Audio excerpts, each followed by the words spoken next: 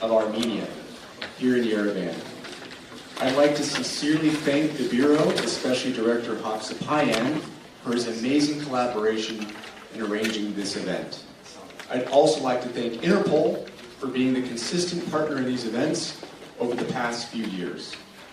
And lastly, I'd like to thank the Bureau of International Narcotics and Law Enforcement Affairs, INL, of the U.S. Department of State, especially Director Haftabani, for attending as well. It is amazing to see so many of you with us here today.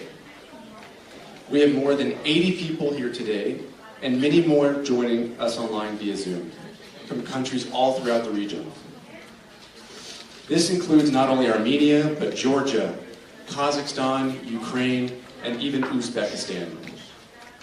I'd like to thank all of you for taking the time to attend today, especially those who traveled from another country just to be here, and for joining us for important conversations about forensic DNA databasing in the region. Today's overarching topic is advancing forensic DNA database programs in Armenia, but our speakers will touch on much more than just Armenia. You will hear today perspectives from Georgia, Kazakhstan, the United States, Spain, and Interpol. We hope that by sharing these experiences, everyone can learn together on how to advance their DNA programs. Without further ado, I'd like to pass the mic to Mr. Argam Hapsapayan, the Director of the National Bureau of Expertise of Armenia, for introductory remarks. Thank you.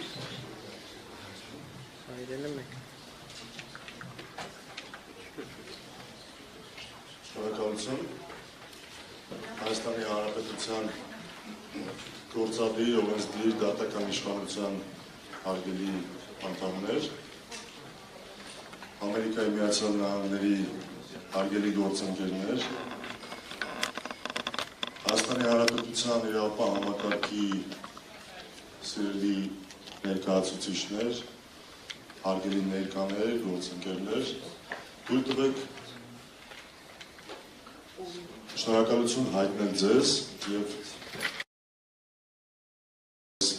միացած նաեւ մեր արտերկրի գործընկերներին, նաեւ շնորհակալություն հայտնել մեր բոլոր հյուրերին, արտասահմանյան մեր գործընկերներին, իրենց զբաղվածության պայմաններում ժամանակ հատկացնելու եւ այսօր դատական ԴՆԹ տվյալների բազայի զարգացման ծրագրերը Հայաստանում խորագրով միջազգային տարածաշրջանային սիմպոզիումին մասնակցելու համար։ Նախ եւ առաջ կուզեմ այսպիսի պատմական ակնարկ կատարել մեր կազմակերպության հիմնադրման առումով։ Բոլորիդ հայտնի է, որ Հայաստանի Հանրապետության Գիտությունների ազգային ակադեմիայի փորձաքննությունների ազգային բյուրո պետական ոչ առևտրային կազմակերպությունը հիմնադրվել է հայ-ամերիկյան միջկառավարական համաձայնագրի շրջանակներում թմրամիջոցների հսկողության եւ իրապահ ոլորտում համագործակցության մասին 2001 թվականի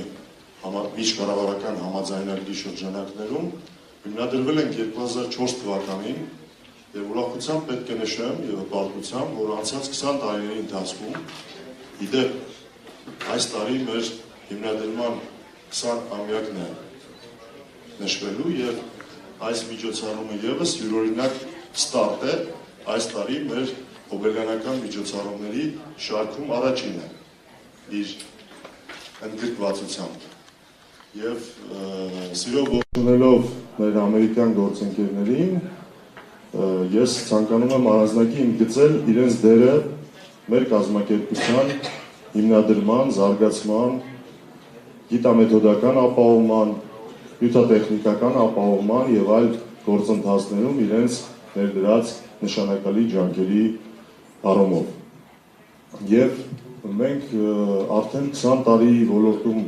գործունեություն ծավալելով եւ գործնականում տեսնելով այն խնդիրները, որոնք իհայտ են գալիս թե փորձաքննությունների համար ելակետային տվյալների ձեռքբերման, թե դրանց պահպանման, փորձաքննությունների նշանակման, փորձաքննություններին առաջադրվող հարցերի շրջանակի, հետագայում փորձաքննության ընթացքին օժանդակելու, նաև փորձագետի եզրակացության պատշաճ իրավական գնահատման ենթարկելու եւ միջդատական եւ դատական փուլերում բոլոր իրավական գործընթացների պատշաճ ընթացքը ապահովելու տեսանկյունից մենք հանձնառու պետք է լինենք, որպես մեր մասով ոլորտի պրոֆեսիոնալներ, ի նկատի ունեմ ոչ միայն փորձաքննությունների ազգային բյուրոին, այլ Հայաստանի Հանրապետության դատափորձագիտական բնագավառի մեր բոլոր գործընկերներին, մեկ բռունցք դարձած, պետք է լուծենք մեր խնդիրները,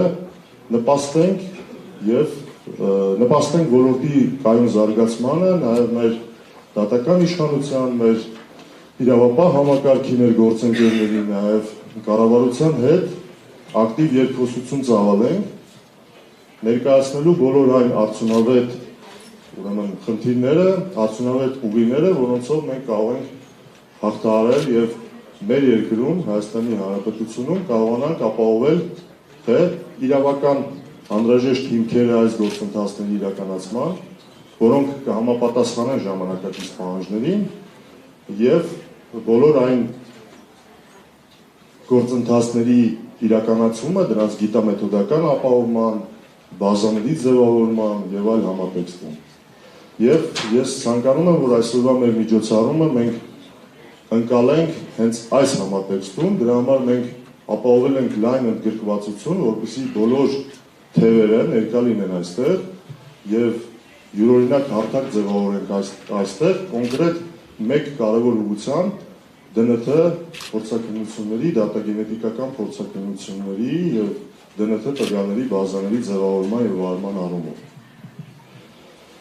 Այս համատեքստում ես ուրախությամբ պետք է նշեմ, որ դեռևս 2007 թվականներին, երբ որ այն էլ ծրագրի շրջանակներում հիմնանորոգվեց մեր երկրորդ մասնաշենքը, երրորդ հարկում հատկացվել էր համապատասխան տարածք ԴՆԹ դատագենետիկական փորձաքննությունների իրականացման համար։ Եվ մենք հաշվի առնելով կազմակերպության փորձաքննությունների լայն տեսականին, մենք այսօր 28 տեսակներով, 114 ենթատեսակներով փորձաքննություններ ենք իրականացնում, որոնցից մեկը հանդիսանում է դատաբժշկական ուղղությունը եւ տարիներ շարունակ դատաբժշկական փորձաքննությունների իրականացման շրջանակներում մենք միշտ խնդիրը դրված է եղել նաև ունենալ դատագենետիկական փորձաքննությունների հնարավորություններ, որովհետև ցավոք սրտի պետք է նշեմ, որ մենք 2020 թվականին Հայաստանի Հանրապետությունը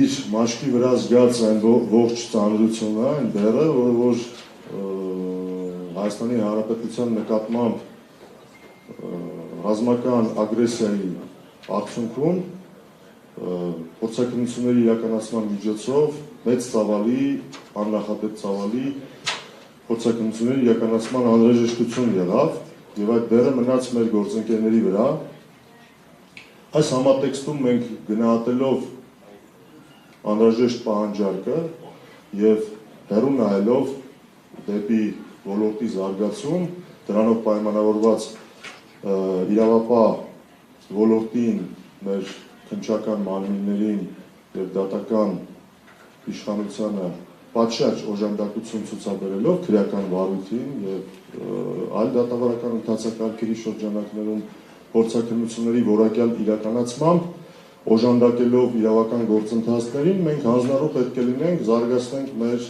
ոլորտը։ Այս համատեքստում ես շատ ուրախ եմ, որ մեզ հաջողվեց 2020 թվականին ունենալ անհրաժեշտ համալրումները եւ միջազգային չափանիշներին համապատասխան 2023 թվականի հունվարից գործարկել նաեւ դատագենետիկական փորձաքննությունների հնարավորությունները։ Այս առումով ես առանձնակի ցանկանում եմ օգտվել առիթից եւ շնորհակալություն հայտնել մեր միջազգային գործընկերներին, վրաց գործընկերներին հատկապես, ովքեր յուրօրինակ կամուրջ դարձան մեր այս ոլորտի Thermo Fisher Scientific ընկերության հետ մեր կապերի ամրապնդման, վալիդացիոն գործընթացների, ձեռքբերումների եւ մյուս անհրաժեշտ ընթացակարգերի ապահովման համար, նաեւ ընդհանուր շնորհակալություն եմ ցանկանում հայտնել մեր ԱՊՀ եւ եվրոպական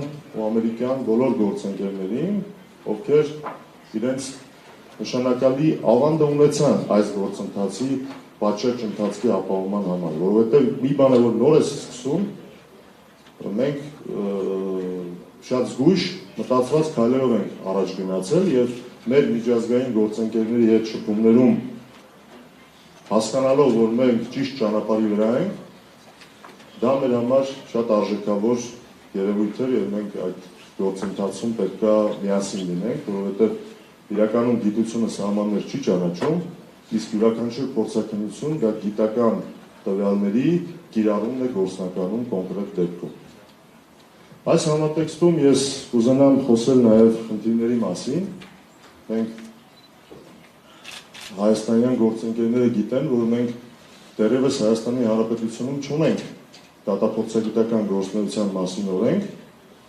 որը կկարգավորի եւ հավասար պայմաններ կստեղծի Հայաստանի յուրիսդիկցիայի ներքո իրականացվող բոլոր փորձաքննությունների գործընթացի, փորձագետի որակավորման եւ այլ գործընթացների միատեսակ կիրառման առումով եւ այս համատեքստում մենք նաեւ պետք է առանձնակի նշենք նաեւ ոլորտային այլ օրենքների, օրինակ ԴՆԹ տվյալների բազաների ձևավորման առումով, որովհետեւ մենք ուսումնասիրելով մեր գործընկերների, միջազգային գործընկերների փորձը, տեսնում ենք, որ առանձին երկրներում կան ոլորտային օրենքներով կարգավորումներ, որոշ երկրներում բավականին հաջողված կարգավորումներ, որոնք լիարժեք սպասարկում են ոլորտի գործունեությունը եւ իրավական ապահովումը, քանի որ սա շատ առանձնահատուկ ոլորտ է, հաշվի առնելով այն հանգամանքը, որ գործ ունենք մարդու ԴՆԹ պրոֆիլի հետ, բժշկական գաղտնիք, այլ իրավունքներ, հիմնարար եւ այլն։ Եվ այս համատեքստում մենք ոչ թե պիտի սահմանափակվենք ուղղակի կառավարության որոշման մակարդակում գործընթացի իրականացմամբ, այլ մենք լուրջ իրավական հիմքեր պետք է ձևավորենք։ Սրա շրջանակներում մենք մեր համար շատ արժեքավոր է ինչպես քրական վարույթ իրականացնող մարմինների դիրքորոշումը, այնպես էլ մեր դատական իշխանության եւ այլ օղակների կարծիքը, որովհետեւ այս էտապներում են տեսանելի բոլոր այն խնդիրները, որոնք ի հայտ են գալիս գործնականում եւ այս խնդիրները մենք համատեղ լուծելու առումով մեծ ճանապարհ ունենք անցնելու։ Բայց ես մեր թիմի եւ մեր գործընկերների, ովքեր այստեղ ներկա են, անունից կարող եմ վստահեցնել, որ մենք դա հաջողելու ենք, որովհետեւ մենք անցյալում ունենք բազմաթիվ հաջողված պրոյեկտներ, բազմաթիվ ծրագրեր, որոնց կյանքի կոչման արդյունքները այսօր տեսնում է դատաիրավական համակարգը, որակյալ փորձաքննությունների իրականացման միջոցով հավաստի արդյունքների եւ օբյեկտիվ արդյունքների տրամադրմամբ այդ պատշաճ օժանդակման գործընթացի իրականացման տեսանկյունից։ Մեզ պրոֆեսիոնալ հարթության գործունեություն ծավալող գործընկերներից շատ ակնհայտ է, որ ԴՆԹ տվյալների բազայի ձևավորումը, դատագենետիկական փորձաքննությունների իրականացումը ինքնին հնչեղ երևույթ է, բայց ունի շատ իր նրբանկատ կողմերը, քանի որ մենք սկսած նմուշների, ելակետային տվյալների նմուշարման գործընթացի իրականացումից, որը ղեկավարում է քննիչը փորձագետի օժանդակությամբ, վերջացրած ժամանակին այդ փաթեթների բացմամբ ու նմուշարման իրականացմամբ, որպեսզի կանխարգելեն հնարավոր դեգրադացման գործընթացները, դրանով չնպաստենք նմուշի վերացմանը եւ վերջացրած հետագա պրոցեդուրաների պատշաճ ընթացքի ապահովմանը մենք պետք է չափազանց հետևական լինենք, որովհետեւ եւ համադրենք արկա տվյալները արդեն իսկ գործող քրագիտական այլ ուղղություններով ստացվող արդյունքների հետ, որովհետեւ օրինակ բերեմ, որ պարզ լինի, եթե մեկը բարևեց մեկ այլ անձին, նրա քրտնաճարպերը մնացին դիմացինի ձեռքի վրա, նա բռնեց հրազենը եւ կատարեց գործողություն հրազենը գցեց դեպքի վայրում, այդ հրազենի վրայից տվյալ անձի, այն բարևող անձի գենետիկ նմուշը ստանալով չի նշանակում, որ տվյալ անձն է կատարել այդ հանցագործությունը։ Այստեղ ավելի արժեքավոր ու զուգակցված գնում են մատնահետքերի առկայությունը հրազենի վրա եւ այլ առանձնահատկություններ։ Ես ուզում եմ մեր դատաքննչական մարմինների մեր գործընկերները այս հանգամանքների վրա չափազանց ուշադիր լինեն։ Եվ այս համատեքստում մենք միասին, ինչպես մեր քրեական դատավարության օրենսգիրքը սահմանում է, պետք է առաջ գնանք, օժանդակելով թե վարույթին, թե քննչական մարմինների կողմից օժանդակելով փորձաքննության ընթացքին, բոլորս մեր իրավասությունների շրջանակներում այս գործընթացը հասցնենք ճիշտ հանգուցալուծմանը։ Հաջորդ խնդրահարույց ասպեկտի մասին, որը առավել արժևորում է մեր այսօրվա սիմպոզիումի իրականացումը եւ հետագա այսօրվա եւ վաղվա մեր արդյունքների, մեր ելքերի համատեքստում նաև հետագա գործընթացների կյանքի կոչելու առումով շատ կարևոր է նշել Հայաստանի Հանրապետությունում լիարժեք ընդգրկում ԴՆԹ տվյալների բազաների ձևավորման տվյալների բազաների բացակայությունը, որը ինքնին չի նպաստում հանցագործությունների լիարժեք բացահայտմանը, լիարժեքորեն չի նպաստում նաև վիճակագրական հաշվարկների վերլուծությունների կատարմանը եւ այսպես շարունակ։ Այս համատեքստում ես ամփոփելով խոսքս ցանկանում եմ իմ եւ մեր թիմի լիարժեք պատրաստակամությունը հայտնել մեր բոլոր գործընկերներին եւ վստահեցնել մեր Հայաստանի Հանրապետության պետական կառավարման համակարգի բոլոր օղակներին, որ մենք մեզ հանձնառու ենք համարում եւ պատրաստ ենք եւ այս միջոցառումը դրա վառ վկայությունն է մեր գործընկերների հետ միասին բոլոր փորձագիտական դաշտում գործունեություն ծավալող մղված լինենք կարճ ժամանակահատվածում ունենալ այնպիսի կատարյալ համակարգ, որը այդ թվում ԴՆԹ տվյալների բազայի ձևավորման առումով, որը կհամապատասխանի ժամանակակից պահանջներին եւ կնպաստի Հայաստանի Հանրապետությունում իրավունքի գերակայությանն ու օրենքի ամրապնդմանը մեր երկրում։ Այս համատեքստում եւս մեկ անգամ շնորհակալ եմ անոնտին ձեզ, որպես միջազգային ճանաչում ունեցող եւ արդեն իսկ աշխարհի 60 երկրներում այս գործընթացում խորհրդատվական ձեր ավանդը ունեցող ընկերության նախագահ եւ ձեր գործընկերներին այստեղ ներկա եւ նաեւ հերվից մեզ հետևող ձեր պատրաստակամության համար, նրա համար, որ դուք ընդունեցիք իմ հրավերը եւ այս անցած մեկ տարվա ընթացքում մենք մեր շփումների արդյունքը եղավ այսօրվա մեր միջոցառման կազմակերպումը։ Հուսով եմ, որ մենք կարճ ժամանակահատվածում կկարողանանք դրսևորել լավագույն արդյունքներ եւ ունենանք այնպիսի իրավական հիմքեր Հայաստանի Հանրապետությունում, որը կնպաստի ընդգրկում եւ կատարյալ ԴՆԹ տվյալների բազաների ձևավորմանը եւ կիրառմանը պրակտիկան։ Շնորհակալություն ուշադրության համար։ Սիրով խոսքը փոխանցում եմ իմ գործընկեր պարոն Թիմ Շերբեր։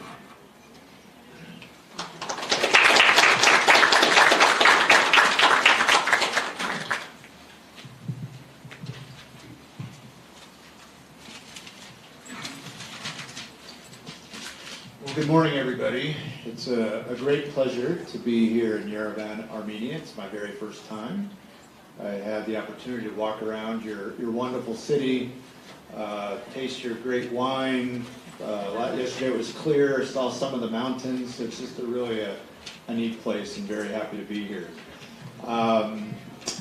As Argam said, we have worked globally over the last 25 years on forensic DNA database policy and standardization on the operational procedures. And to move forward with a DNA database, you typically have to have legislation. And so what we provide is rule of law assistance, examples from all the rest of the world of how they've set up these databases. Of course, we're not doing the technical side. That's for Dr. Bedoli, the world-renowned scientist that set up the DNA database for the FBI. Fortunately, he'll be here to talk later today about all these types of things. But public policy and DNA is extremely important, and that's what we do, and we're very excited to be here to help. What I've noticed in this work is that forensic DNA databases have become the most extraordinary investigative tool that police, law enforcement knows throughout the world. It's amazing its power to identify suspects when you have no other ability to identify them, such as a visual identification. And what I know is Armenia, through a couple of its laboratories, especially here at the Institute, you're doing DNA. You take DNA from crime scenes. You might have a murder scene where you got the DNA off the knife. You have a suspect. You're comparing them, and you're using those to convict people. The next big step, though, is what if you don't have a suspect? How do you identify that individual? And that's what the DNA database law will give you. When the investigative committee goes to a sexual assault, and there's no identification, the perpetrator wore a mask, the victim doesn't recognize them, you take the DNA from the sexual assault, you can test it, and put it into the database of convicted or arrested individuals and see if you get a match. And what I can tell you, of these 60 countries that are very mature, I come from the United States, we now have nearly a 50% hit rate. So if you have no suspects from that sexual assault, you simply put the DNA into the database, you'll get a match 1 out of 2 times. United Kingdom is the oldest database. They're getting a match over 60% of the time. This is your future once you develop these DNA databases. So we're very excited to help you, be part of the team to get you to that point. I know you're very excited about this. You were telling me last year of your vision of having a symposium here and bringing in international partners to get this law passed and to start working on your technology to make it all happen. So with that, I want to say we're excited to help. You have great people here for training. You have Georgia here. They've got a wonderful DNA lab that you're going to hear about. They're working on legislation too. You've got a great partner to move forward. I know I saw Kazakhstan's here. They passed legislation a couple of years ago and are starting to implement their program. So the region's really waking up to this, and have a great conference, learn a lot, and we look forward to helping as you go forward. Thank you.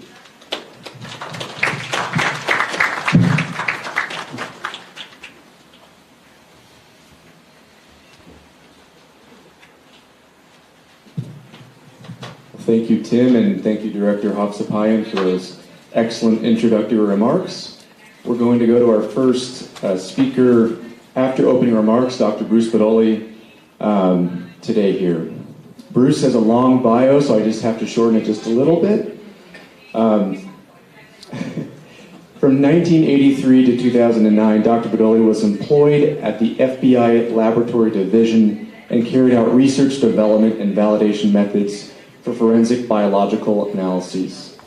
He has published more than 660 articles, made more than 800 presentations, and testified in well over 300 criminal cases in the area of molecular biology, population genetics, statistics, quality assurance, and forensic biology. He has been a chair and a member of the Scientific Working Group on DNA Methods, chair of the DNA Commission of the ISFG, and a member of the DNA Advisory Board. And perhaps most importantly, he was one of the architects of the CODIS National DNA Database System in the United States. Dr. Badoli was also an advisor to the New York State in the effort to identify victims of the World Trade Center attack. And finally, in the area of microbial forensics, Dr. Badoli has been the chair of the Scientific Working Group on Microbial Genetics and Forensics, with the mission to set quality assurance guidelines, develop criteria for biological and user databases, and set criteria for a national repository and develop forensic genomic applications. So Bruce, if I could pass the mic to you for your first speech of the day. Thank you for joining us. Thank you, Kyle. This is a short speech, so 5 minutes. No, I really want to thank you all to be here today and inviting me to be here as well. It's my first time in Armenia as well, and it's been great. But the real important thing is that all the people have come together from Armenia, the National Bureau of Expertise, and Kazakhstan, Georgia. We've got the ICRC here, we've got Interpol and INL and support. These are all really important aspects. Argam talked about science has no boundaries. Our real issue is crime has no boundaries. Today we are confronted with trafficking, poverty, drugs and crime, climate change, migrations, all impacting all of us in the work that we do. And I'm reminded of the saying of evil succeeds when good people do nothing. And you all come here today so that evil won't succeed, to do things that are really important. DNA is one of those tools that can help us combat crime so that evil does not succeed. When we started with DNA 40 years ago, that means I'm really old compared to everybody else, 40 years ago, we needed a lot of sample. Today, a few cells, the concerns about DNA transfer, these things were not thought about 40 years ago.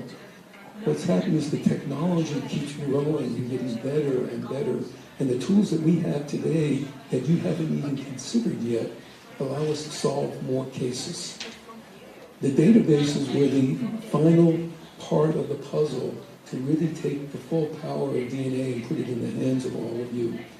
With a database, it's not just that we can solve a case, this one case, but it's also we can prevent crime.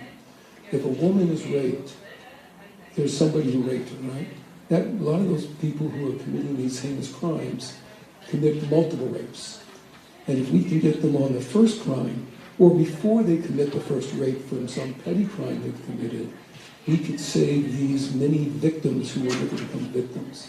So it's not the power of solving one case, it's the power of preventing many other cases. And through preventing trauma and uncertainty to victims, their families, and their communities. So the real power is bringing this all together, and all of you here together to share your knowledge and your experiences so that we can all benefit for the betterment of society. So with that, I'd like to thank you, and I'll hand it on to the next person. Thank you.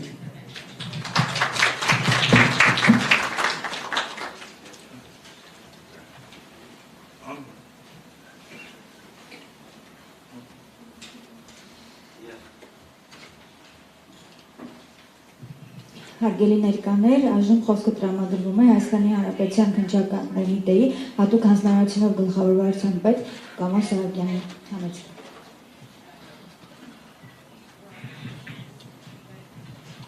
Ողջունում եմ հարգելի գործընկերներ, մեծ պատիվ է նման ներկայացված կազմող միջոցառմանը մասնակցելու համար։ Որպես կոմիտեի ներկայացուցիչ ցանկանում եմ ընդգծել, որ մենք մեծապես կարևորում է դատագենետիկական փորձակնությունների պատշաճ իրականացման և դեմեթե բազաների ձևավորման գործընթացների ուղղությամբ ձեռնարկված քայլերը և մեր լավագույն ներուժն է պատրաստական ներդնել հիշյալ գործընթացների արդյունավետ իրականացման համար։ Պարոն Հովսեփյանը ըստ էության ընդգծեց այն խնդիրները, որոնք մենք ունենք և չեն ցանկանում կրկնվել, սակայն առանձնակի ցանկանում եմ կարևորել, որպես նախաքննական մարմին մենք հիշյալ կարողությունների զարգացման ընթացքում նաև կարևորում ենք, որպեսզի արդյունավետ հնարավոր լինի արդյունավետ գործիքակազմ ձևավորել նաև պատշաճ գիտելիքները քննիչներին փոխանցելու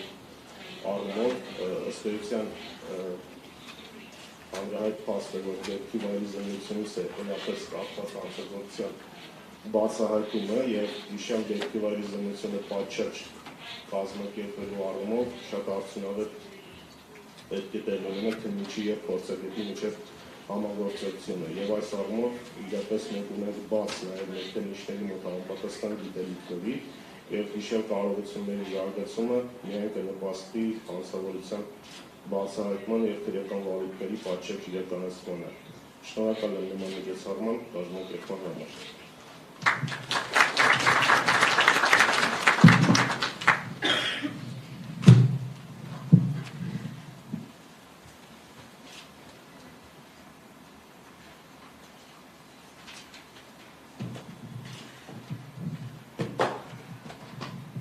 Okay, thank you very much. We're going to go to our last presentation before our coffee break, and that is from Nino, Dr. Nino Koshiashvili. She is the head of the Forensic DNA Department of the National Forensic Bureau of Georgia, and has traveled here from Georgia to join us today for a presentation. Nino graduated from the Tbilisi State Medical University with a degree in medicine. She worked as a researcher in molecular and cell biology laboratory in Italy. She received her second PhD in molecular biology and genetics in Italy as well. Before joining Forensic Science Society, she worked as a medical doctor and later was an advisor of the medical department at the Ministry of Justice in Georgia. She has 21 years experience in forensic genetics, and she is one of the pioneers in developing molecular genetic tools for HID and human hereditary disease research in Georgia. For several years, she was invited as a professor at the Tbilisi State Medical University at the Department of Molecular and Medical Genetics. Dr. Koshiashvili is an author and co-author of books and manuals in forensics published in Georgia and in several international research publications. Nino, thank you very much.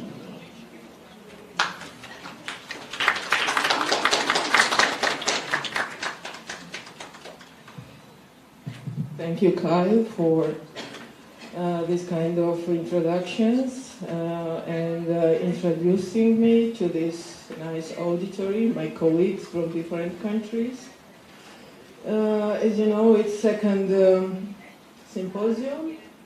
The first symposium was in Tbilisi last time. It was very, very nice symposium. Today I would like to share our experience on the model of small laboratory or small country. With 17 years experience, I will talk about Georgia DNA database program. So Georgia is a small country, as I mentioned before. We are neighbors with Armenians, with 3.7 million of population. Capital of Georgia is nice Tbilisi, sunny Tbilisi. I know that you all know about this. This is our main building located in capital of Tbilisi. We are only independent forensic institution in Georgia. We have another regional department, such as forensic medicine department, localized also in the capital, engineering expertise department, and 2 regional departments in Batumi and in Kutaisi. This is the structure of National Forensic Bureau of Georgia. It was established officially in 2004 under umbrella of Ministry of Justice. In 2009, it was formally established as an independent. Okay. Oh, sorry. Excuse me. Our building. This is main building, 5th floor, dedicated to DNA and forensic biology. This is another department that I mentioned before, and this is the structure of National Forensic Bureau of Georgia. At this moment, we are independent organization under government, under Prime Minister only.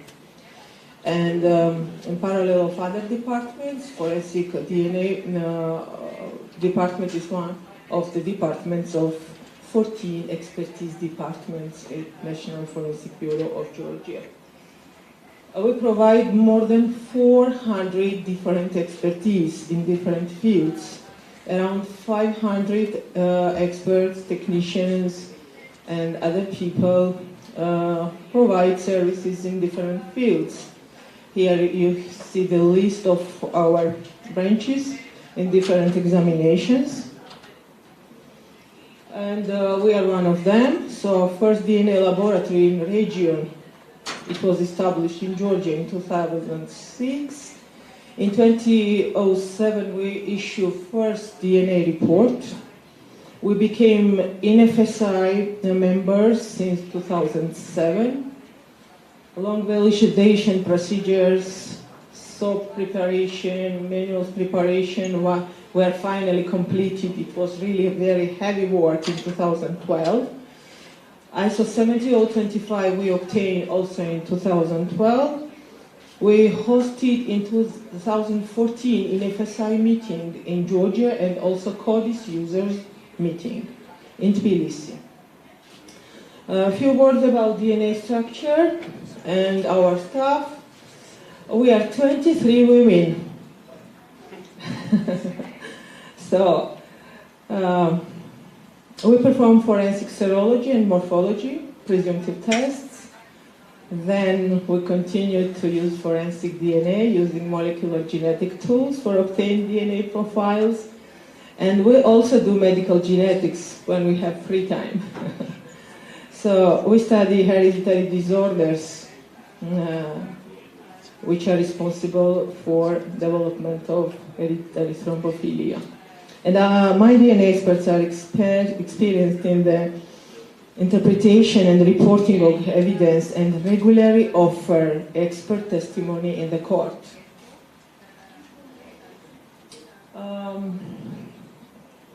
This diagram shows, okay, I skipped, sorry. Okay, this diagram shows our customers. 80% of our customers is investigation. From investigation bodies, the Ministry of Internal Affairs is the leader. But we also serve prosecution, Ministry of Corrections, Ministry of Defense, etc., etc. We also serve persons, juridical and physical persons, and we have few requests from the court, especially paternity testing. If you see another diagram, you see the big difference between 2007, when our first report was issued, and you see the end of 2023. It's around 4,000 DNA reports in the year.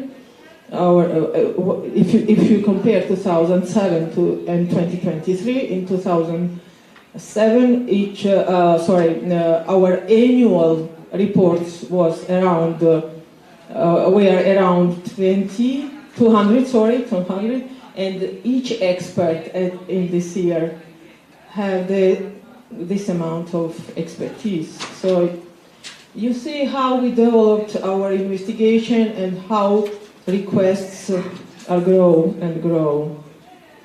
As I mentioned before, we are a small laboratory because we produce around 38,000 samples per year. So the gradation shows that we are a really small laboratory, but we cover all country. We use for DNA database CODIS system. CODIS in Georgia was legally established, as I mentioned before, in 2012. So the Georgia database first legally established with CODIS software version 7, then we updated this version, and at the end of this year, we would like to update again and use version 11 with many capabilities. CODIS is abbreviation of Combination DNA Index System provided by FBI. And today our experts and invited speakers will repeat it many times, these phrases, because this is the main topic of our meeting.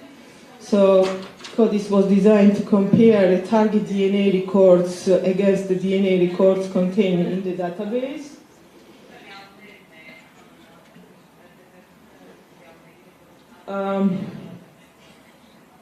When you introduce new things and new programs, you need to train your people. Our DNA experts of the National Forensic Bureau attended 1 week training program on CODIS by FBI experts, and later DNA experts of the Bureau in the frame of NFSI attended 1 week training program. CODIS users in the Netherlands Forensic Institutes. Dr. Key was our trainer. Unfortunately, he's died, but he did a great job for Georgia DNA Laboratory. and also we attended twice thanks to ENL program in Georgia of US Embassy. Twice the conferences dedicated to the DNA databases in Oklahoma. So CODIS operates in US, local, state, and national laboratories, but we are only lab, I don't know, we are local, national, or state, but in any case, we are only lab who produce DNA profiles for CODIS. So what is CODIS and what's the basis of the CODIS? It's STRs. It's short tandem repeat. DNA Societies knows very well that it's microsatellites that repeated and repeated on the strand of DNA. And we collect these numbers by softwares, and this is our genetic profile. STRs are a type of copy number variations and include sequences of nucleotides, base pairs that is repeated over and over again. DNA constructed by, so STRs construct DNA profile or genetic profile is the same, associated with one individual, one person. Combination of STR sequences varies between individuals. They are more or less similar in the relatives, but they differ with unrelated people. STRs have two alleles received from the parents, from mother and father, so it's very good opportunity to familial searching in DNA database. So CODIS has the capability to use reference samples from relatives of missing persons or disaster victims or armed conflicts to create pedigrees in order to more efficiently search unidentified remains. The software also has the capability to use mitoDNA data and also YSTR profiles. In Georgia, we use only YSTR profiles, and they are included also in CODIS with the somatic STRs. There are several kits provided by several associations, but all of them, you have the list here, all of them share 13 CODIS main loci, key loci. And it's very important for sharing genetic information between different countries or inside of countries between different laboratories. First, we used, on the early stage of our development, only 13 STR profiles. At this moment, we routinely use 16 of them, and we hope that in near future, we will use at least 24 STR markers for DNA database. But at this moment, we also use 24 STR loci, but for paternity testing. There are commercially developed or available many kits of STR markers, and expanding the number of DNA markers and their discrimination power is also raised. The samples for DNA database must be included the several steps. This is collection of the samples, basically two kind of samples. It's biological reference samples and evidence samples from the crime scene. It's presumptive tests during the evidence sampling, DNA extraction, quantification, PCR amplification by STR markers, capillary electrophoresis, and finally interpretation and put this data in DNA database. DNA sample can be obtained from an individual who is under investigation, including swabs obtained from the inside of the cheek, or you can use blood, or VN or capillary blood, does not matter. They include very good amount of DNA. Suspects legally with consent, informed consent must be or by voluntary and also physically, if it's necessary, by decision of court, forced to undergo DNA testing if they are suspected of a crime. It's very good opportunity to have self-samples, for example, blood droplets from phenylketonuria screening, other clinical blood or serum samples from the hospitals, pathological preparations, for example, preparations in paraffin, extracted baby teeth, etc. From personal items is very usable tooth and brushes, razors, cigarette butts, helmets, flags, eyeglasses, jewelry, etc. For quality assurance, it's better to take samples, at least 2 of them, from the self and personal items. Another topic to use DNA is humanitarian action. From 2010, we're included and involved in the big collaboration international project with ICRC. We are proud because we are members of this big project, because we investigate unknown bodies from 2 armed conflicts that happened in Georgia. From the strategy, around 2,300 people are still unaccounted. More than 200 are already identified and returned to families. I will talk about these cases a little bit later in my second presentation. And DNA profiling and match of remaining profiles and missing persons, family members, biological reference samples in database is very important tool in identification process of unknown bodies. So for this project we need, first of all, reference samples. We need, for unknown bodies, excavation of the bodies, recover the bones and compare in DNA laboratory these 2 samples, and finally it's very hard process to return home the bodies after many years of investigation.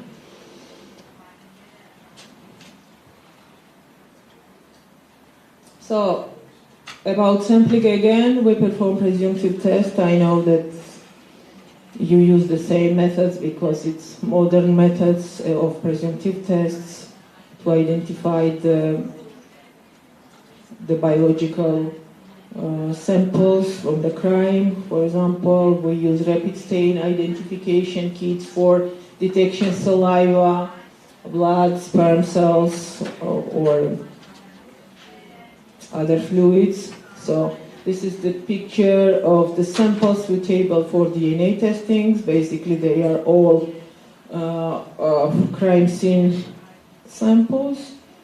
For this purpose, we use several kits. You can use silica method, Kilex method, organic method. It's up to you. DNA laboratory should decide which of them will be useful for different kind of samples.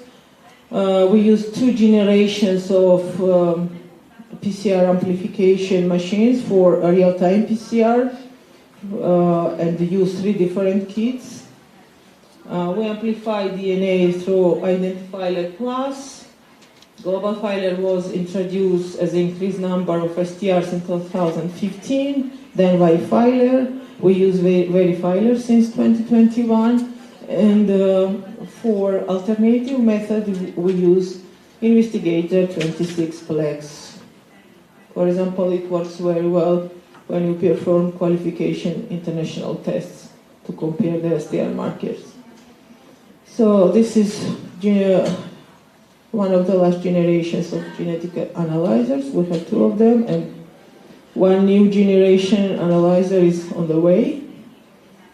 So genetic profiles category after capillary electrophoresis generally characterized in several categories. For example, you have no any profile, or you have only 1 peak, for example, on your capillary electrophoresis spherogram.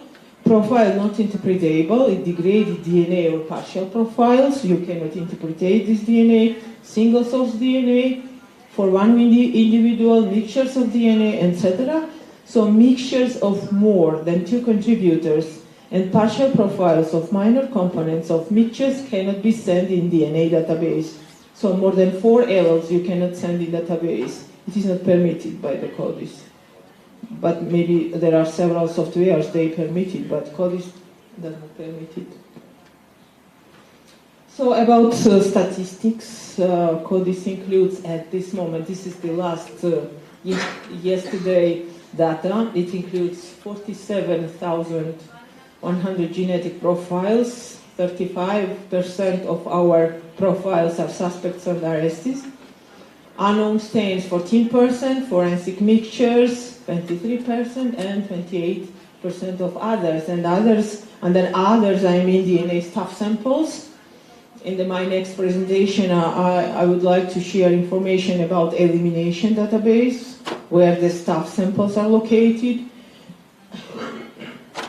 Interpol profiles sent by Interpol or through Interpol, missing persons, relatives, samples, and unidentified human remains, but there is few, not too much. It's very usable also we use DNA database for familial searching. The goal of familial searching should be to optimize the chances of finding a donor of announced crime stain. There are several steps. For example, first looking for possible parents or children. If they are, at least one allele per locus should be identical, so haplotype should be identical. Looking for siblings if we have not children or possible parents found in DNA database. At least 10 STR loci should be alleles should be identical up to 20, considering the possible of mutations also, and looking for rare alleles. It's very important, especially for small populations, because you meet rare, because they are rare, that you don't find very often these alleles. So it's very good tool for this kind of searches. A DNA profile of the crime stain contains a rare allele. It's possible female members may also be found by looking for the same rare allele. Step second is increase the number of autosomal loci. For example, if you had 10 and if you have frozen DNA, you have increased this STR still to 15 or from 15 to 25 or 26, does not matter which kind of STR kits you have in your laboratory. Step 3 is Y chromosomal or mitoDNA study to verify the possible relationship. Step 4 is likelihood ratio calculations to rank the remaining possible family members. Step 5 is further investigation by the police, not in DNA laboratory, do the remaining person have family members of type you expect them to have? Could this family member be the donor of the crime stain? This question dedicated to the police and their investigation. And finally, selection of persons who cannot be eliminated as possible donors of the crime stain. And step 6, getting a sample of the selected person or persons and comparing their genetic profiles with the DNA profiles obtained from the crime scene.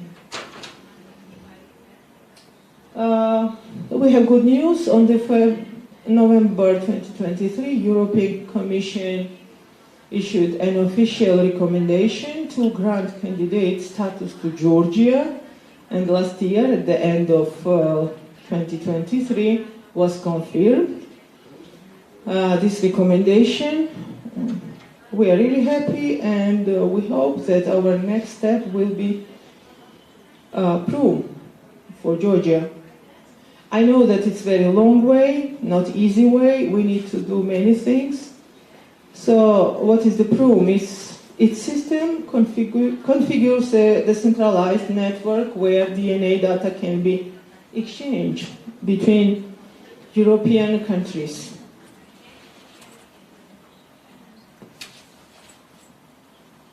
So for effective international cooperation and collaboration, it's of fundamental importance that precise genetic DNA information can be exchanged efficiently. The future aim of our laboratory is to train staff, create and introduce procedures for promoting fast, efficient, and inexpensive means of data exchange. And at the end, on behalf of my women, my DNA girls, I would like to say thank you for your information that I received before from your presentations. Thank you for this nice meeting. Thank you for organizers, and we hope that we will have some men in our DNA laboratory in future, because we plan to build new building for DNA laboratory to increase our capacity with equipment, with staff, and we will think about. Okay, thank you so much for your attention. If you have questions, I'm here.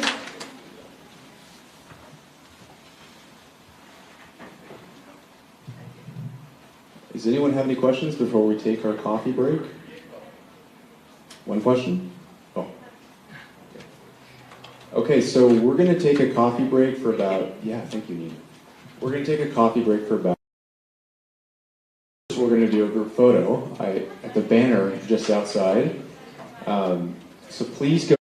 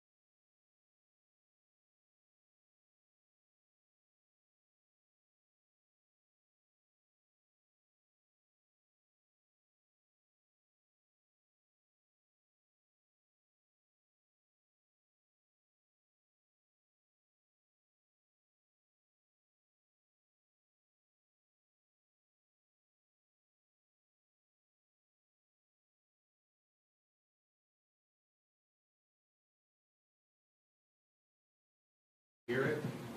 No? No? Okay. We should have it going into Armenian and English.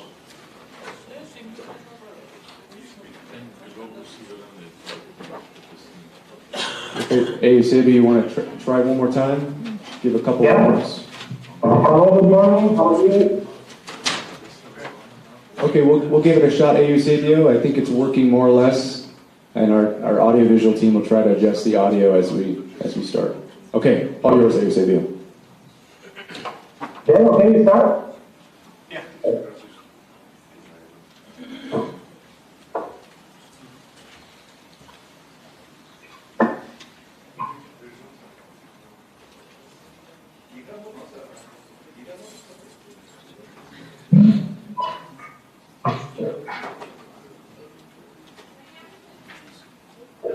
Okay, thank you very much.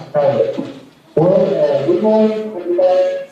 It's a presentation here to all of you to learn the presentation of the senior race, the use of this in the exchange, and particularly the use of the social CODIS. I appreciate so much. Yeah? I appreciate so much the opportunity that Gordon Thomas Congo gave to me. I'm personally proud. And I hope that this presentation will be okay, from the expert of Armenia.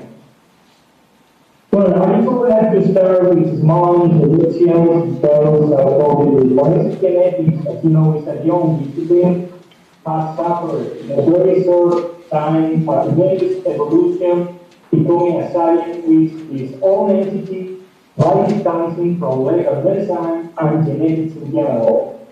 As a group event of the evolution of the forensic genetics are the studies of the broad group, ABO system, the studies in 19, going through the human molecular antigens in 1918, then the human fingerprint with Alex Jeffries in 1985, where he studied the first polymorphic gradient by the number of common repeats, with the use of less polymorphism of repeated. Eusebio, not to interrupt, I'm sorry, but if you could make your presentation into the full presenter mode so we can see everything, that'd be great. Okay, I imagine that you can see the screen. We still see like the non-presentation mode. If you can put it into the full presentation mode, that would be helpful. Okay, let me one moment. Sorry so much. Because I am here to see the screen. Okay. Then we're going to click on. Is possible that right now that we are seeing? There we go. There we go. Now we can see your screen. And if you can speak a little bit closer to the microphone, that'd be better for our interpreters so they can hear. Okay. Well, they were speaking about the evolution of the DNA. I don't know if you can listen to me better right now. Can you ask him to use a proper mode? Okay, and we are speaking about the evolution of the DNA over time. And we are right now speaking about the importance of appearance of the PCR by Lewis in 1986, along with the previous genome, then the SPR, as you know, the glycosylated regions that allow the efficacy of the PCR to be considered in increase, and then the regulation for the first time, the database in the United Kingdom in 1995, and then the USA with the creation of CODIS in 1994 around 1998. Something very important, fundamental events to exponentially increase the possibility of identification with the use of DNA, but for different reasons it's not assumed in the same way, but in different countries it is an important limitation to exploit the possibilities offered of criminal and amongst other things with the use of DNA.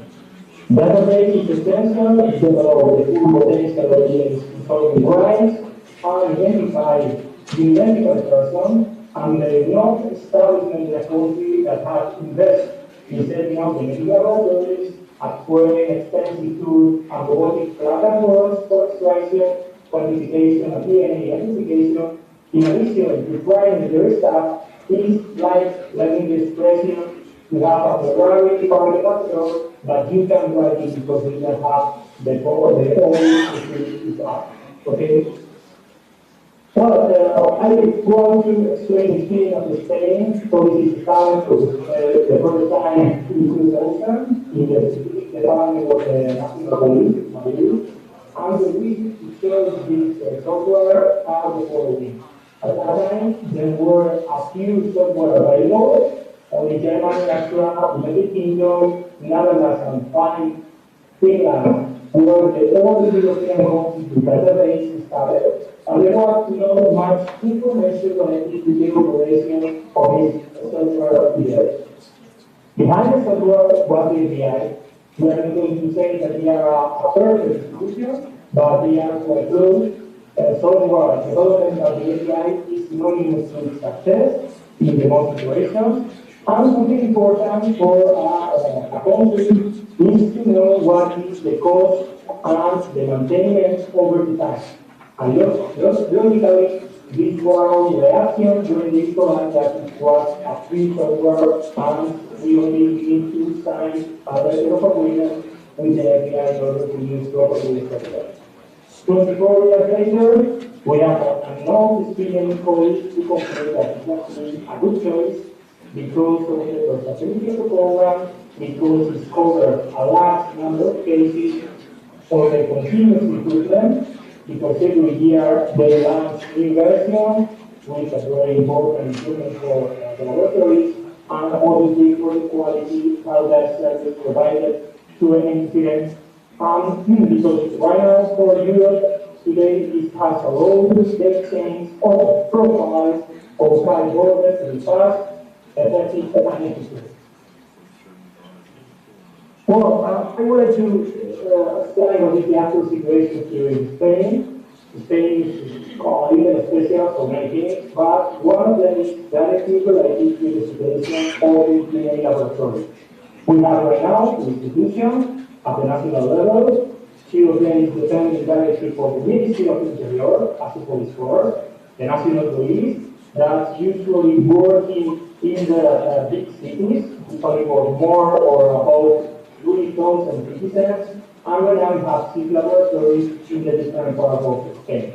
Then we have the city world that is usually working in North Spain too, the National Police, but usually a small town with less than 30,000 population. We have only one laboratory in Madrid, and finally we have the National Institute of Toxicology, the Ministry of Justice, that is directly with this ministry, and have 4 laboratories over Spain.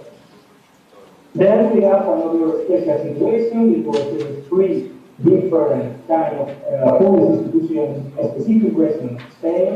We have China, that is working in the País Vasco, most of the Suabra, that have exclusive competence in Catalonia, the Navarra Boys, with competence in the community of the Navarra.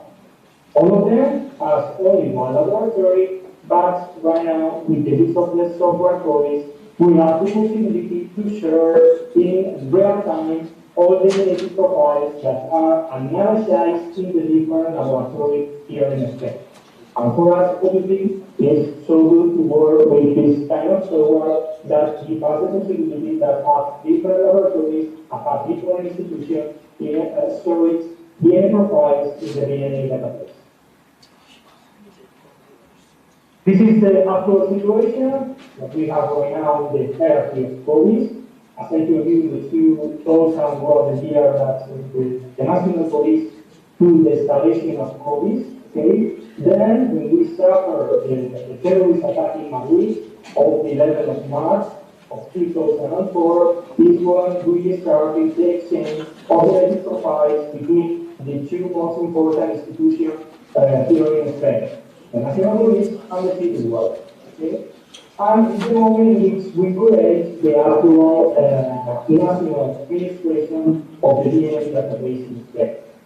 With the time, the rest of the institution, due to installation of CODIS, 2007, 2008 in China, 2010, the National Institute of Statistics, and finally in 2012, the institution of the police in Navarre. Every day, they develop the search of the whole genetic profiles, and when we finish the search in the LDs, that is the name that we put the different institutions, they send the genetic profiles to the LDs in order to share all the genetic profiles and to do the aggregate search in order to find the compatibility and the match that we already upload to the different institutions. Well, as you can see here, I don't want to be very technical, but I want to show you what is right now the different files and the different index that we are working right now in Spain. We have first of all the index of generics. When we introduce the genetic profile, the figure profiles, where it is classical now, we identify person, we suspect, committed observer, suspect now, juvenile, and also play and we are every day, there is an auto search, generic and generic, in order to find the match to the referral to match to match the higher, okay, 8 others required to the format, and choose possible these maps with the frequency of pattern. Obviously, we have the index of mixture, when we introduce the genetic mixture and the DNA mixture, and the auto search that we run now development is where we try to find a compatibility with a less 10 alleles required to the format and 0 possible match with the frequency of moderate. And we develop another auto search with the criteria 11 match. Okay? The other files that we have legally, where we will start first of all with the result of the last year. With this file, the last year Spain has the possibility to clarify more than 5,000 crimes with offender list.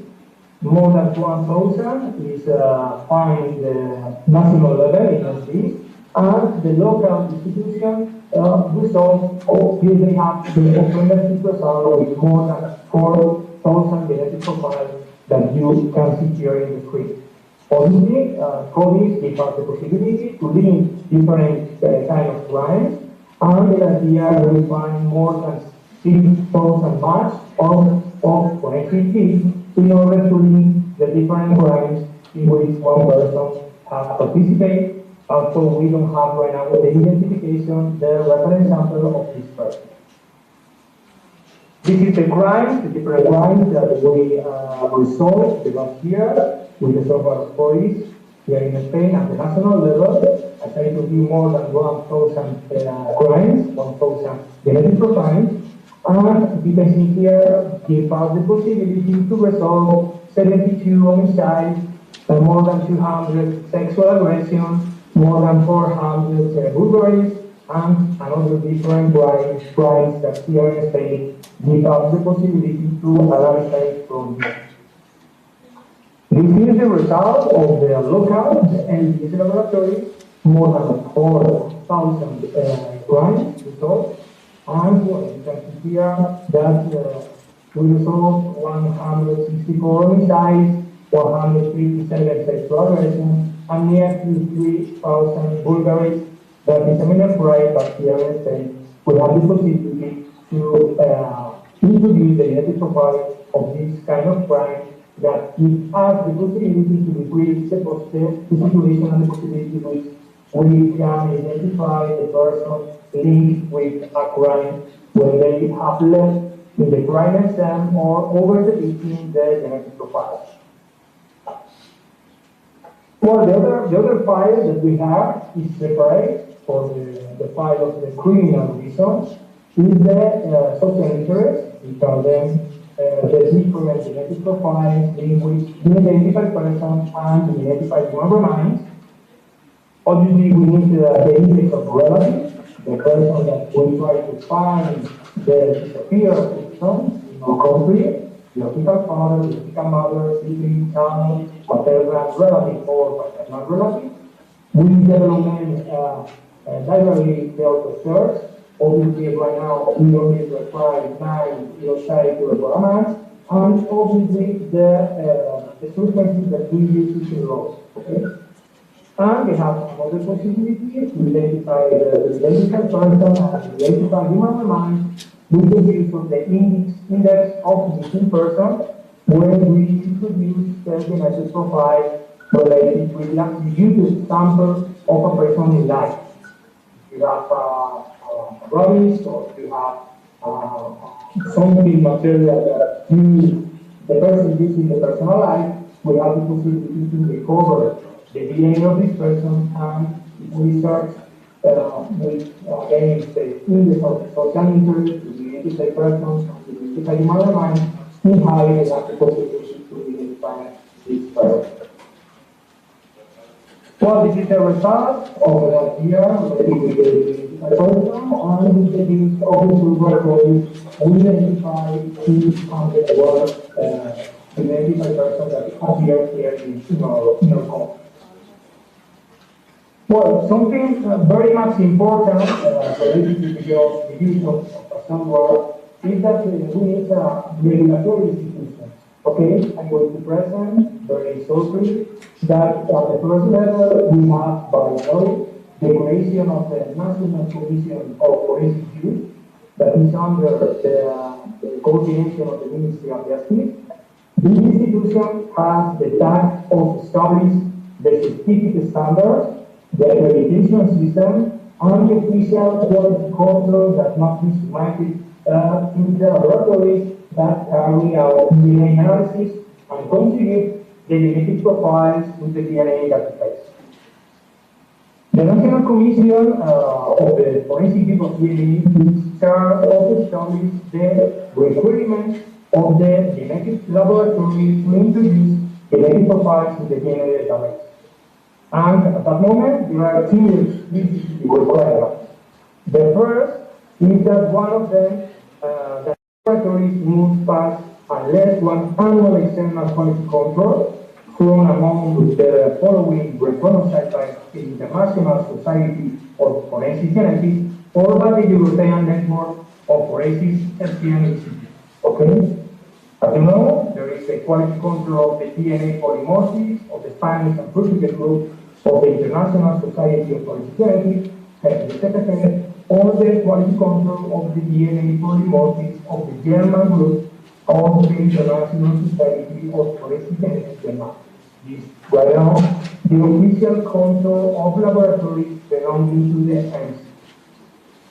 And finally, the laboratory must submit to the National Commission of the Missing Persons, the National Commission of the Forensic Use of DNA in Spain, the necessary documentation justify the overcoming proposed control, and the second requirement is to present the documentation of the accreditation by the MAC, the surprise that here development the standard ISO 9045, okay, the national accreditation company designated by the government to operate here in Spain as the only national accreditation. Yes, for this reason, these are the two more important requirements that right now.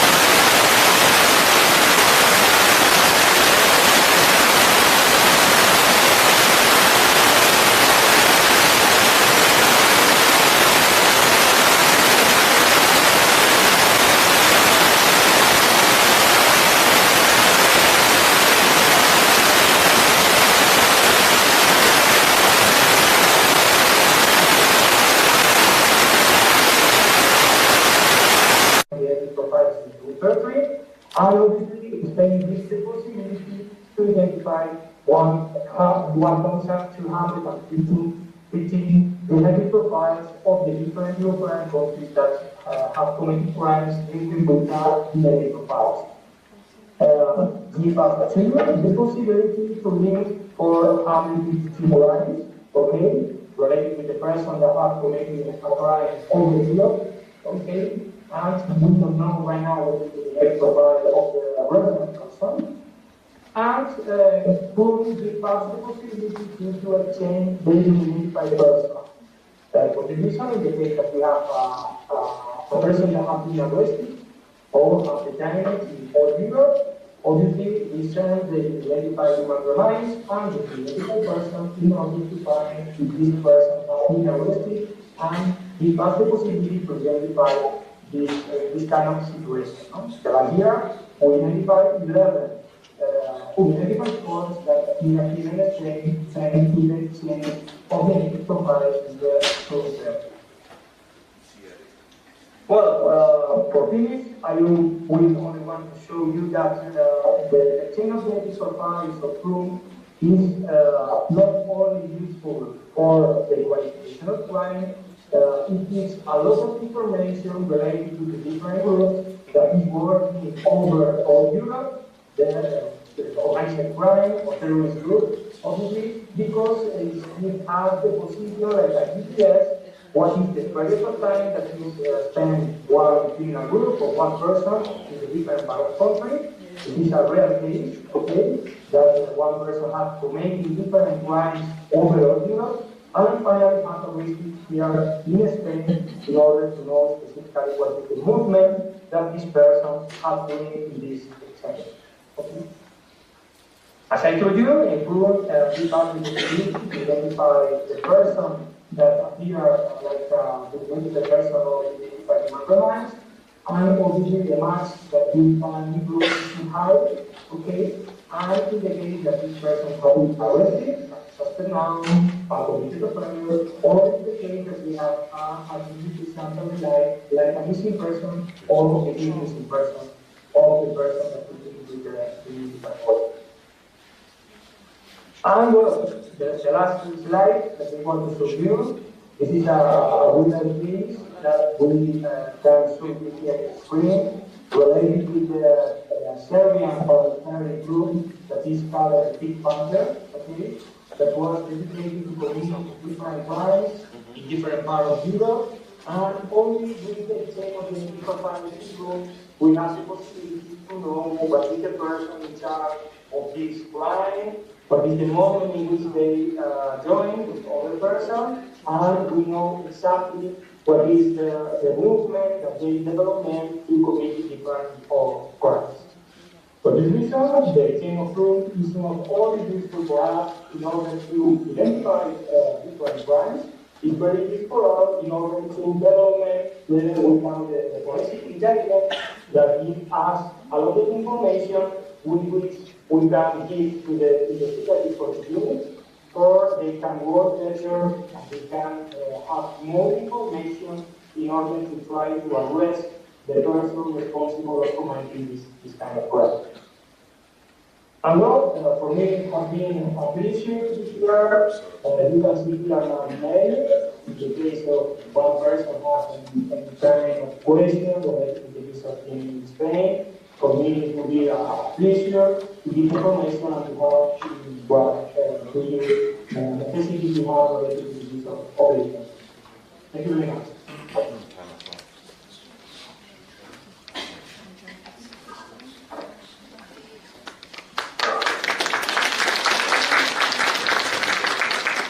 Thank you, Eusebio, for that great presentation. I know there's a little bit of echo over here on our end, so if it was difficult to hear, please feel free to talk or email Eusebio directly with any questions. He'd happily answer at any time. So thank you, Eusebio. We really appreciate it. And enjoy the rest of your day. Thank you. Thank you, guys. Bye. Okay, see you. Bye. Okay, our next presenter is Dr. Bruce Badoli. He'll be joining us for a presentation about CODIS and the U.S. history with CODIS. We'll put the slides up here.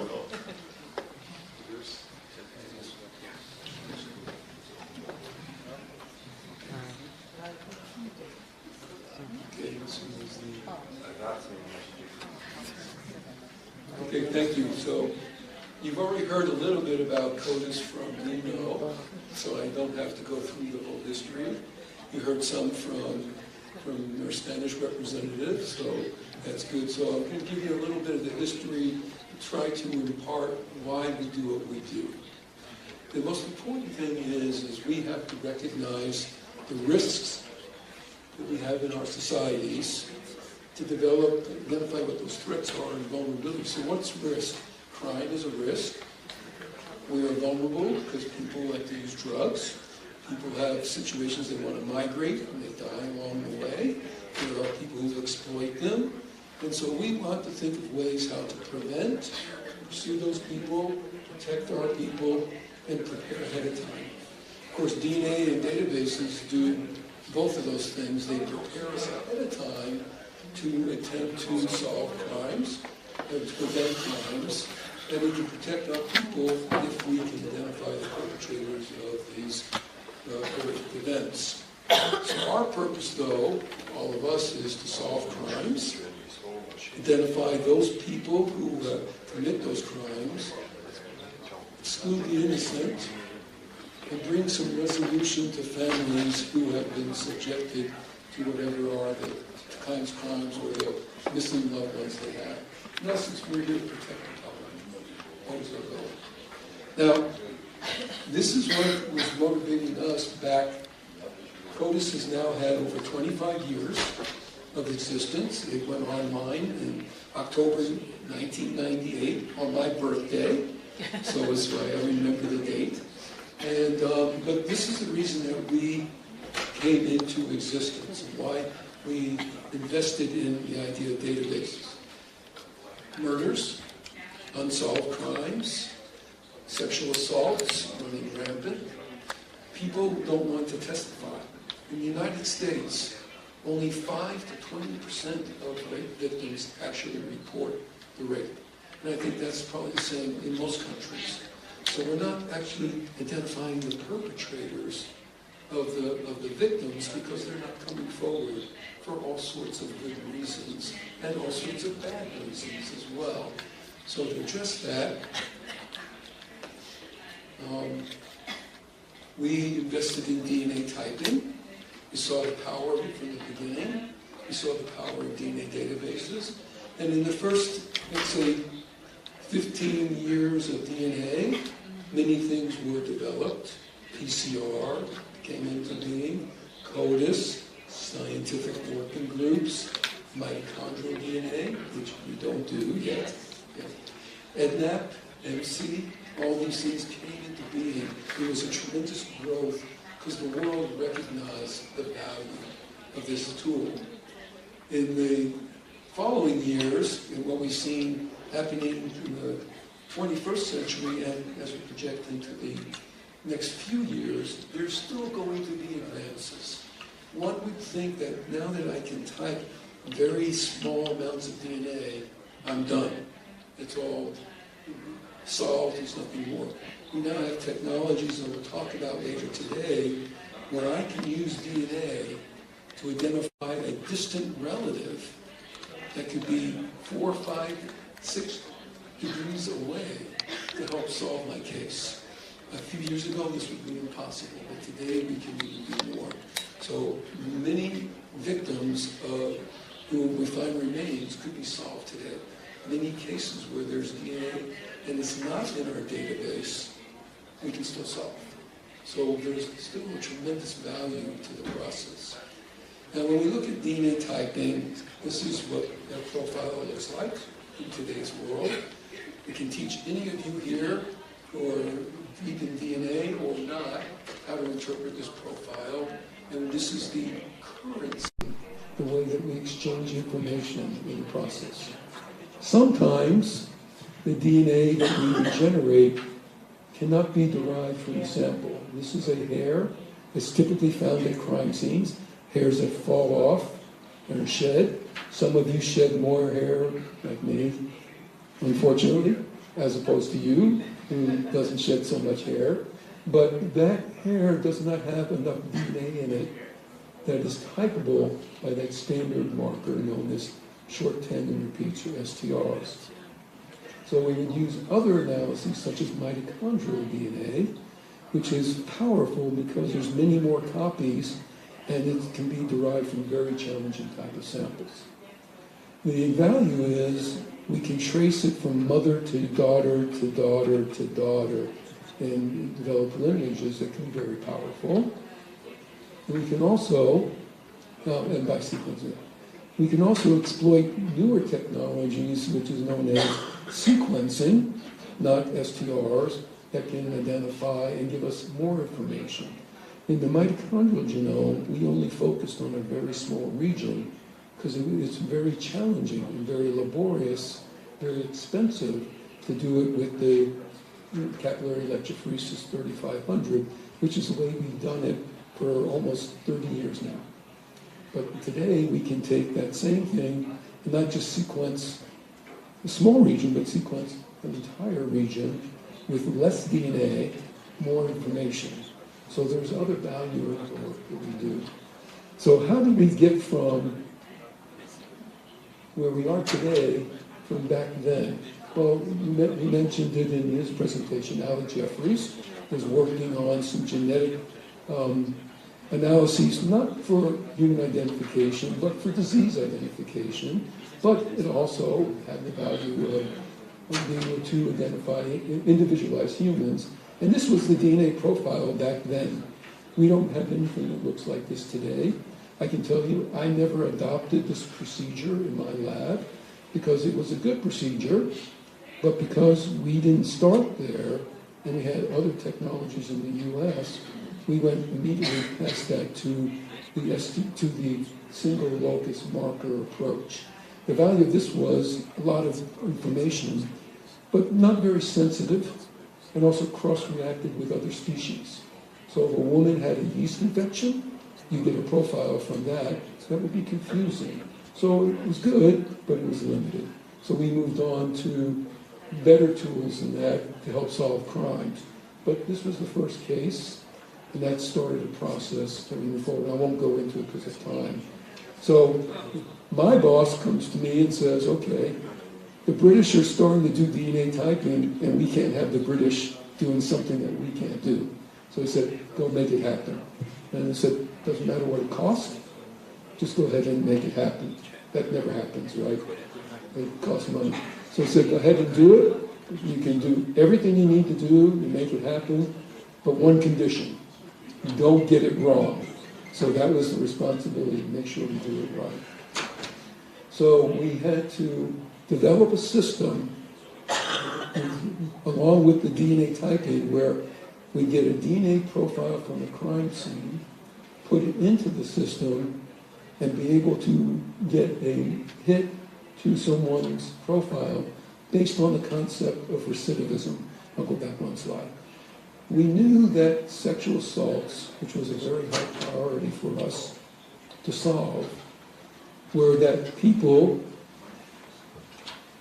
young ages, committing multiple crimes, multiple sexual assaults that were reported.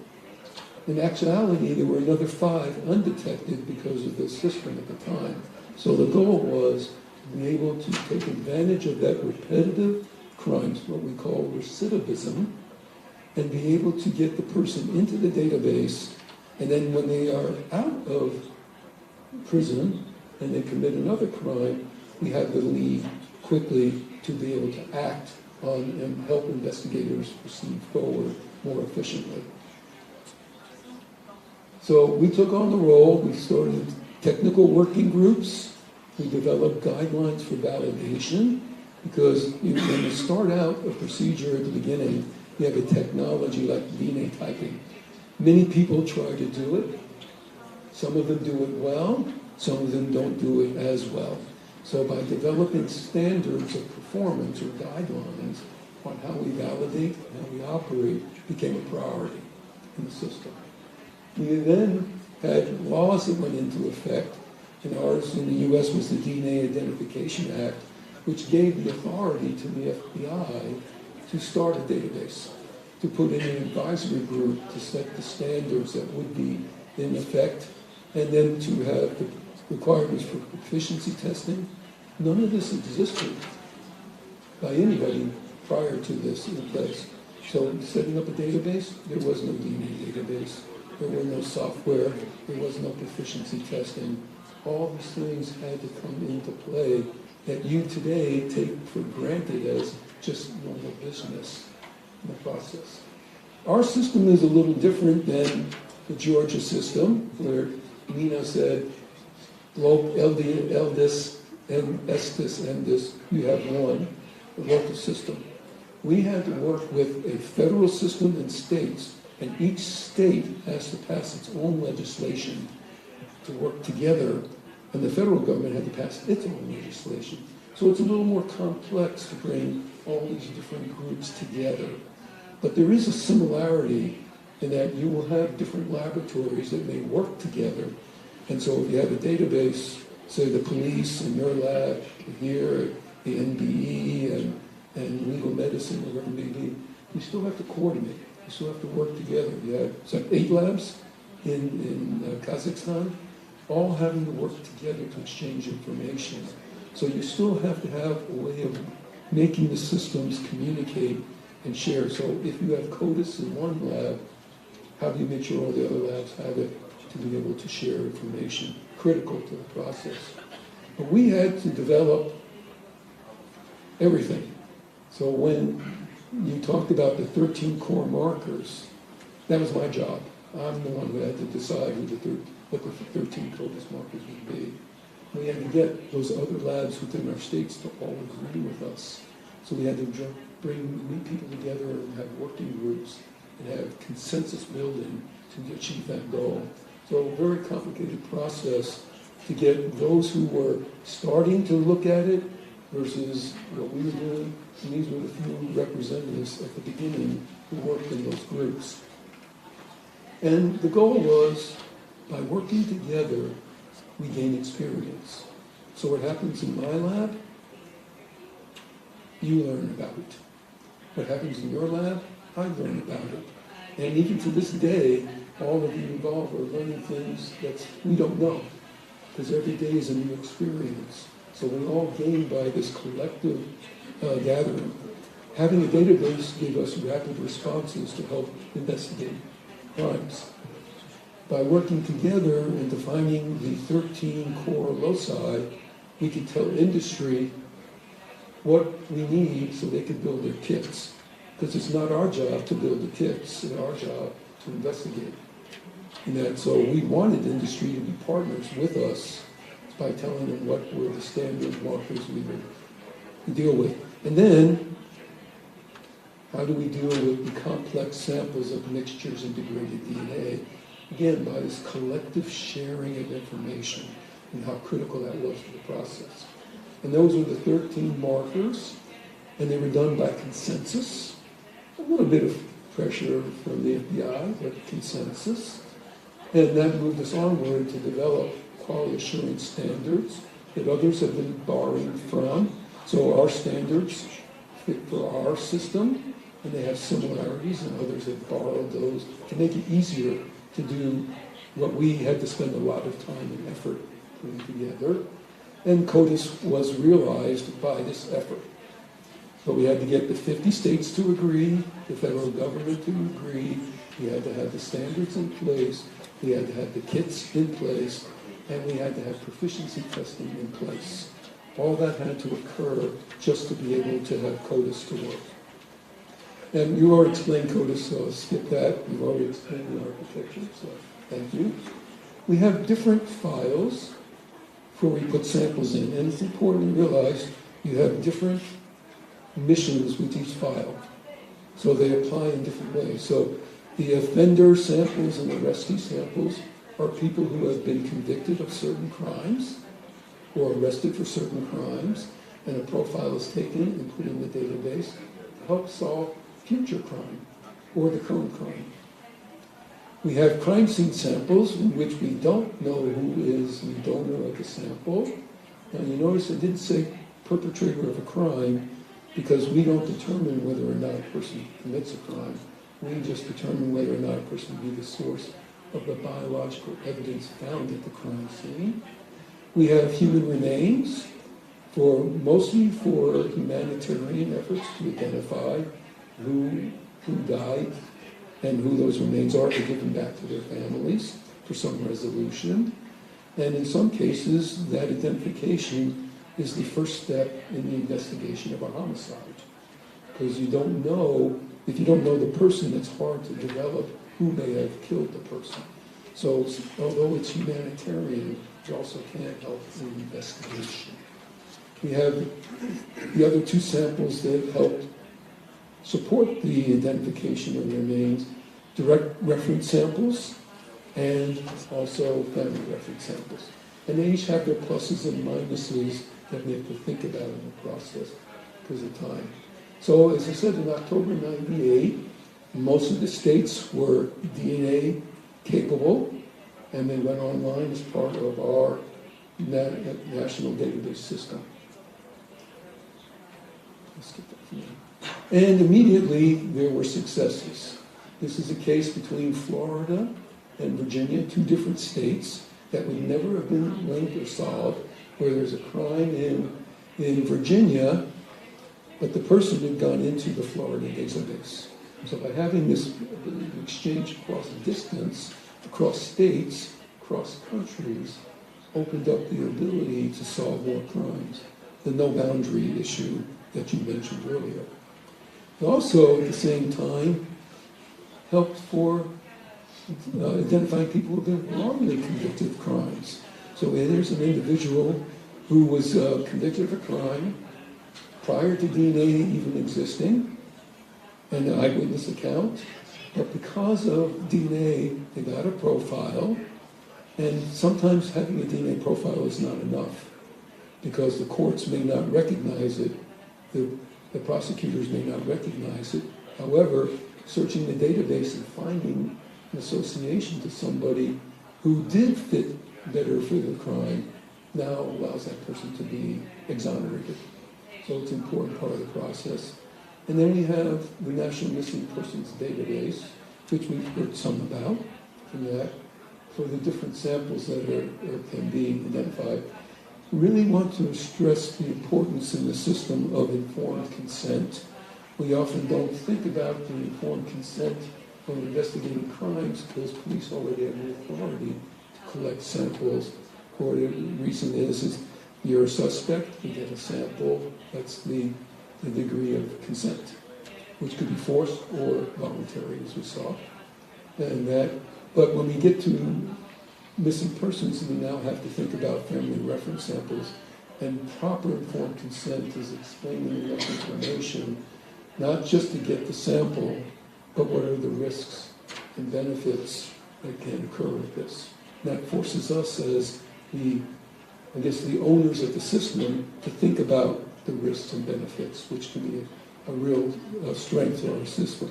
And there are limited search constraints. So just to make the point is, we can't take any reference sample from a family member and search it against our criminal database. It's only for one purpose. Part of the consent is when you collect a relative sample, it can only be searched against the human remains sample. And that's very important because some countries starting out says, well, I have this sample, I might be able to solve a crime. But if you collect from reference from family members and you search a database, you'll never get any reference samples from family members. So we have to understand the purpose and the constraints for what it is. We do allow for human remains to be searched against the unsolved cases and or known samples. Because the human remains, as ours may seem, don't have the same rights as living people. And we actually have solved some crimes because these people who commit these crimes also live in a high-risk environment themselves, and they end up being killed for one reason or another. And so we've had identifications in our missing persons database to people who are in the convicted felon database. So there's value in that. But you have to be very careful how you do that. The last thing to think about is, as you move forward and you start building your databases, you have to think about the functionality of that database. What is the purpose? How much capacity do you need to handle? How many samples are you going to process? What do you mean by identification versus investigative lead? We don't necessarily say identification because it may be partial information and not be so strong. Mixtures are complex and may not have the same power as single source samples. So we talk about investigative leads. And in some cases, the person you identify isn't a perpetrator at all. You have some people whose husband, let's say, has been convicted of a crime, so he's in the database, but his wife is raped. So his DNA may be at the crime scene, but not really associated with the crime. So we have to really think about the process of when we're using the data, how we're using the data, and what it means. When we're doing missing persons, I don't use the word match because you're not a direct one-to-one most of the time. We're making association with a potential relative, and that's so the language we use becomes important. And then we want to collect data. You create a database, and you just say, oh, I got a hit, I'm happy. But then the people who fund you want to know, is this really of value?